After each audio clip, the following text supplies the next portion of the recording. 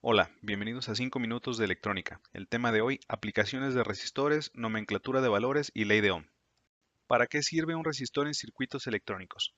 Algunas aplicaciones de los resistores son limitar el paso de corriente de un circuito.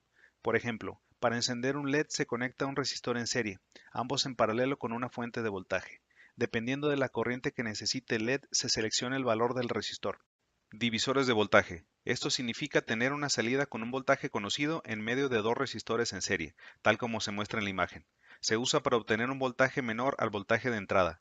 El voltaje entre ambos resistores puede ser calculado, justamente con la fórmula del divisor de voltaje. Divisor de corriente. Esta función está basada en la ley de corrientes de Kirchhoff, la cual establece que la corriente que entra a un nodo es la misma que sale. Si se tiene un circuito con una fuente de corriente y resistencias en paralelo, la corriente fluirá a través de estos resistores individualmente. La utilidad de este circuito es para tener una fuente de corriente constante menor a la fuente original. Resistor en alto o pull-up.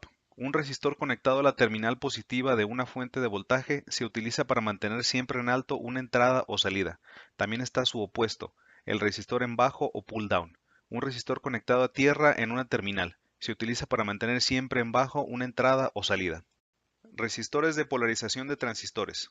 Dependiendo de la función que desempeñe un transistor, es necesario colocar resistores en sus terminales. Por ejemplo, si la función del transistor es como interruptor de una señal, es necesario utilizar resistores que lo saturen. ¿Cómo es posible identificar el valor de un resistor?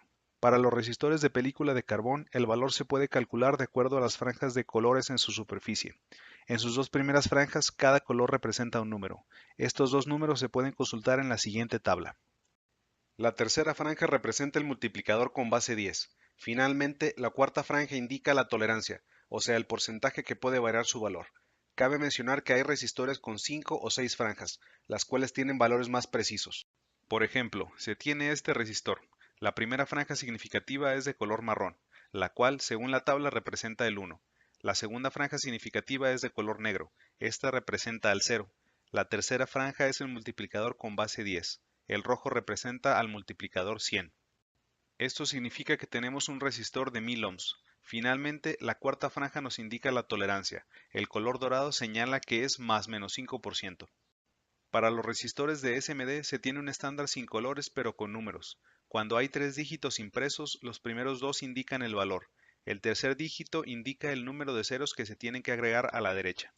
Por ejemplo, si se tiene un resistor con 202 impreso, significa que el valor comienza con 20, seguido por el número de ceros, en este caso 2. Por lo tanto, el valor es de 2000 ohms o 2 kilo ohms. Los resistores de SMD se pueden encontrar hasta con 4 dígitos impresos, para valores más precisos. Y para resistores con valores decimales también letras, donde la R mayúscula representa el punto decimal. ¿Qué es la ley de Ohm? Es una ley matemática propuesta por George Simon Ohm, quien en una fórmula relacionó la resistencia con el voltaje y la corriente, cada uno con sus respectivas unidades, el ohm, el voltio y el amperio.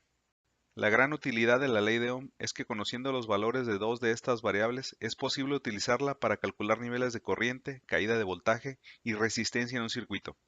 La ley de Ohm solo aplica para materiales con resistencia lineal, es decir, que no cambia su valor resistivo con respecto a la corriente.